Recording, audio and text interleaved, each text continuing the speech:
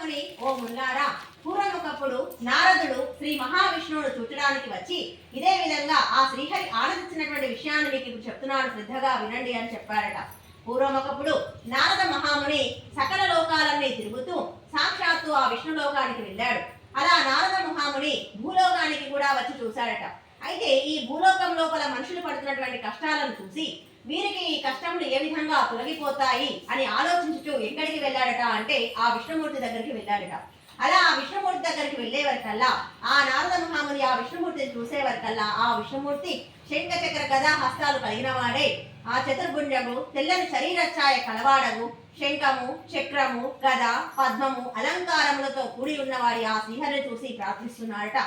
మనసుతోటి ఊహించుటకు గాని వాక్కుతో వివరించుటకు గాని చెప్పటం కాని రూపము కానటువంటి ఆది మహీతమైనటువంటి రూపము కలవాడా, నీవు సుగుణాత్మకమైనటువంటివి ఆది పురుషుడమైనటువంటివి, భక్తుల బాధలు తొలగడానికి ఏదైనా ఒక ఉపాయం ఉందా సెలవివ్వమని చెప్పేసి అడిగాడట. ఆ శ్రీహరి ఆ స్తోత్రమును విని నారద మహాముని నువ్వు ఈ విధంగా ఇక్కడికి రావడానికి గల కారణం ఏమిటి అని చెప్పి ప్రశ్నించాడు. ఆ యొక్క నారద మహాముని కారణం అడగా శ్రీహరి కారణం అడగగా నారద మహాముని ఈ విషయం చెప్పాడట. నేను భూలోకంలో తిరిగాను, ఆ భూలోకంలో మనుషులు పడుతున్నటువంటి కష్టాలను చూశాను. ఆ కష్టాలు తొలగిపోవడానికి ఏదైనా ఒక ఉపాయాన్ని సెలవిస్తావనే ఉద్దేశంతో నీ లోకానికి వచ్చానయ్యా అని చెప్పాడట. అందులకు ఆ యొక్క విష్ణుమూర్తి చాలా సంతోషించాడు. నీవు నీ కొరకు నా దగ్గరికి రాలేదయ్యా, లోకంలోని ప్రజలందరికీ మేలు చేయాలనే ఉద్దేశంతో నా దగ్గరికి వచ్చావు.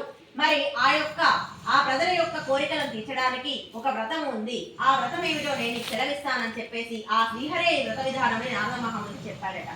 అందులో ఆ శ్రీహరి విధంగా చెప్తున్నాడు. నారద మహాముని లోక హితార్థమై, హితము అంటే మేలు, లోకంలోని ప్రజలందరికీ మేలు చేయాలనే ఆలోచనతో వచ్చావు కాబట్టి నేను నీకు చెప్తున్నానన్నాడు. అది విన్నటువంటి నారదుడి విధంగా అడుగుతున్నాడు, ఓ దామోదర, ఆ వ్రతం ఆచరించడం వలన మరి ఏ ఫలితం వస్తుంది, ఆ ఫలితం కూడా వివరించమని వేడుకున్నారట. ఆ వ్రతం మరి ఏ విధంగా చేయాలి, దాన్ని ఇదివరకు ఎవరైనా చేసి ఉన్నారా, అదంతయు కూడా నాకు వివరంగా చెప్పమని ప్రశ్నించాడు. అందులకు ఆ శ్రీహరి విధంగా చెప్తున్నాడు. సత్యనారాయణ స్వామి వ్రతం అనేటువంటిది ఒక వ్రతం ఉంది. ఆ వ్రతము సకల దుఃఖాలను నివారణ చేస్తుంది, సకల ఐశ్వర్యములను కలిగిస్తూ ఉంటుంది, సంతానమును కూడా కలిగిస్తుంది, సర్వత్రా జయప్రదముగా ఉంటుంది. ఈ వ్రతము వైశాఖ మాసం అందుకాని, మాఘమాసం అందుకాని, కార్తీక మాసం అందుకాని ఒక శుభదినము చూసుకొని ఆచరించవలసి ఉంటుంది. కష్టములు సంభవించినప్పుడు, దరిద్రముతో సంభవించినప్పుడు, రకరకాల బాధలతోటి ఉన్నప్పుడు ఈ వ్రతం చేయుట చాలా మంచిది. ఏదైనా వివాదము అనేటువంటిది కలిగినప్పుడు ఈ వ్రతం ఎవరైతే చేస్తారో ఆ వివాదము అనేటువంటి తొలగిపోతుంది. నారద మహాముని ఈ వ్రతం శక్తి గలవారు ప్రతి నెల ఆచరించవచ్చును, లేకపోతే సంవత్సరానికి ఒకసారైనా చేయవలసి ఉంటుంది. ఎవరి శక్త్యానుసారము, భక్తానుసారము, ఇష్టానుసారము ఈ వ్రతం అనేటువంటి ఆచరించవలసి ఉంటుంది. కానీ ఈ వ్రతానికి కొన్ని నియమములు అనేటువంటివి ఉన్నాయి. ఈ సత్యనారాయణ స్వామి వ్రతము పౌర్ణమి తిథి అందు కానీ, ఏకాదశి తిథి అందు కానీ, రవి సంక్రమ దినమందు కానీ చేయవలసి ఉంటుంది. సూర్యోదయమునకు పూర్వమే నిద్రలేచి కాలకృత్యములు నెరవేర్చుకొని స్నాన సంధ్య అనుష్ఠానాలు యథాప్రకారంగా నిర్వర్తించుకొని శుచిలేనటువంటి నిశ్చలమైనటువంటి భక్తితో దేవాది దేవ శ్రీ సత్యనారాయణ ప్రభు నీ అనుగ్రహం పొందుటకై భక్తి శ్రద్ధలతో ఈ వ్రతమును ఆచరిస్తున్నాను అని తన మనస్సును స్వామికి ధ్యానం చేసుకొని నమస్కారం చేయవలసి ఉంటుంది. ఆ విధంగా సంకల్పన చేసుకొని మధ్యాహ్న కాలము కూడా ఒకవేళ ఉదయం కూడా కుదరకపోతే మధ్యాహ్నం సమయంలో కూడా నిశ్చలమైన భక్తితో ఆయన ధ్యానం చేసుకొని పూజ చేయవలసి ఉంటుంది. ఒకవేళ మధ్యాహ్నం కూడా కుదరలేదు, సాయంకాలం అయినా సరే ఈ వ్రతం అనేటువంటి చేయవలసి ఉంటుంది. నూనె ఇస్తారమ్మా దీపాలలో. పూజాస్థలమును గోమయముతో అలికి శుద్ధి చేసి వరిపిండి మొదలకు 5 రకాల పూర్ణములతో ముగ్గులు పెట్టి దానిపై నూతన వస్త్రములు పరిచి దానిపైన బియ్యము పోసి దానిపైన కలశమును ఉంచవలసి ఉంటుంది. ఆ కలశమును వెండితో కానీ, బంగారంతో కానీ, తుదకు ఇత్తడితో కానీ, లేకుంటే మట్టితోనైనా చేయవలసి ఉంటుంది.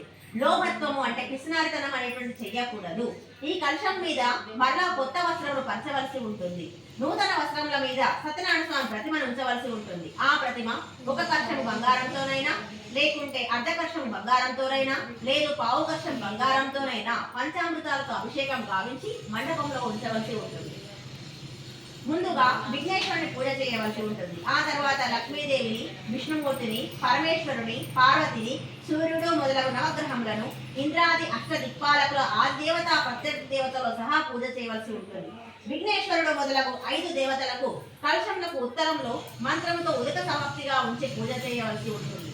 తర్వాత అష్ట దిక్పాలకులను తూర్పు మొదలగు 8 దిక్కుల యందు ప్రతిష్ఠించి పూజ చేయవలసి ఉంటుంది. ఆ పిదప సత్యనారాయణ స్వామిని కలశం మీద ఉంచి పూజ చేయవలసి ఉంటుంది. 4 వర్ణముల వారును స్త్రీలు పురుషులు కూడా ఈ వ్రతం ఆచరించవలసి ఉంటుంది. బ్రాహ్మణులు కాని వారు పౌరాణికముగా గావించి వ్రతం ఆచరించవలసి ఉంటుంది. నాకు ఏ దినమైనను సాయంకాలమైనను ఈ వ్రతం ఆచరించవలసి ఉంటుంది. ఆ వ్రతము చేయు వారు బ్రాహ్మణులను బంధువులను పిలుచుకొని వచ్చి వ్రతం చేయవలసి ఉంటుంది. అరటి పళ్ళు, ఆవు పాలు, ఆవు నెయ్యి, గోధుమ నూక, అవిలేనితో బియ్యం, ఆ చక్కెర లేకపోతే బెల్లం ఇవన్నీ కలిపి సేరు పావు చొప్పున అంటే కిలో పావు చొప్పున చేసి ఆ స్వామి వారికి నివేదన చేయవలసి ఉంటుంది. ఆ విధంగా నైవేద్యము జరిపించిన పిమ్మట బ్రాహ్మణులకు యథాశక్తి దక్షిణలిచ్చి కథ శ్రద్ధగా విని బంధుమిత్రులతోడను బ్రాహ్మణులతోడను కలిసి భోజనం చేయవలసి ఉంటుంది. ఆ సత్యనారాయణ స్వామికి ప్రీతిగా నృత్య గీతాధికములు జరిపించవలసి ఉంటుంది.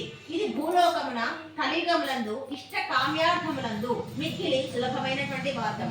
బోలో రమాదేవి సత్య